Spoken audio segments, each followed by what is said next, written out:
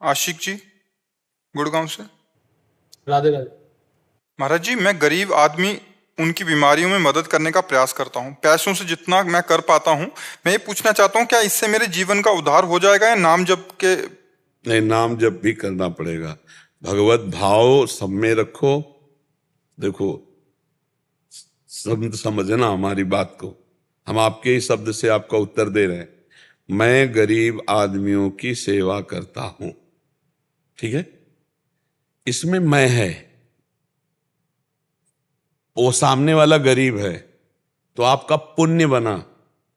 1000 के लाख फेंक देगा मालिक, लेकिन मालिक नहीं मिलेगा, उद्धार शब्द नहीं होगा, ध्यान रखना।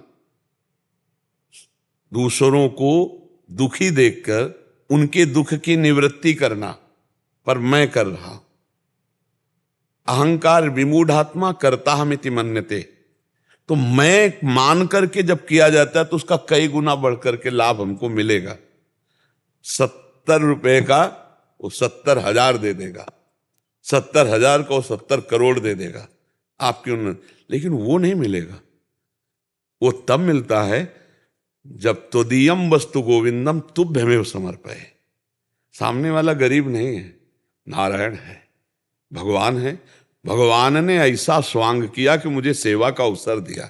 तो भगवान के बल से, भगवान के द्वारा दिए हुए धन से, भगवान की प्रेरणा से सामने जो भगवान आए हैं दरिद्र नारायण के रूप में, मुझे सेवा का अवसर मिला है। तो भगवान अब उद्धार हो जाएगा, क्योंकि भगवान आ गए ना। नाम जप करो, सामने वाले में भगवान देखो, और आपको ये सौभाग्य भगवान ने दिया है कि आप भगवान के द्वारा दिए हुए बुद्धि बल, धन, शरीर बल, इसके द्वारा सामने जो भगवान हैं उनकी सेवा बन रही। इससे भगवत भाव से भगवत प्राप्ति होती है।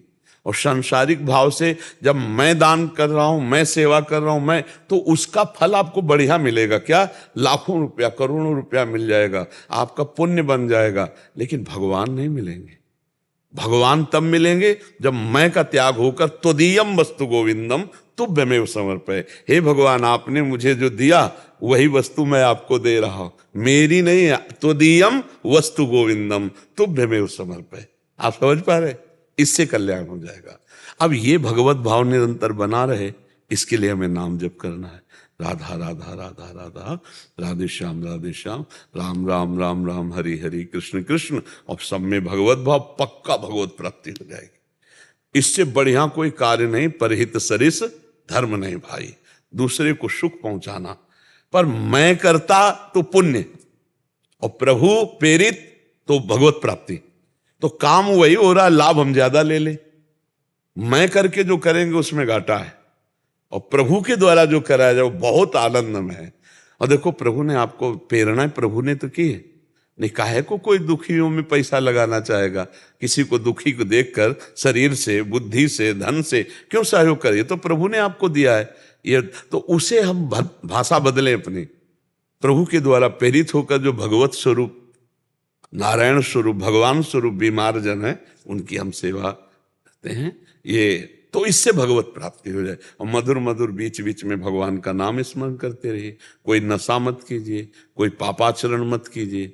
अगर पापाचरण नशा होता रहा तो जैसे एक मटकी में हम एक चुल्लू पानी डाला और उसमें छेद है, वो रुकेगा नहीं, निकल जाएगा। पापाचरण करोगे और ये सेवा भी करते रहोगे तो आपको लाभ नहीं समझ में आएगा, क्योंकि साथ में पापाचरण, वो देहाती भाषा में कहते हैं ना, अंधा बटे और पड़ा चबाए।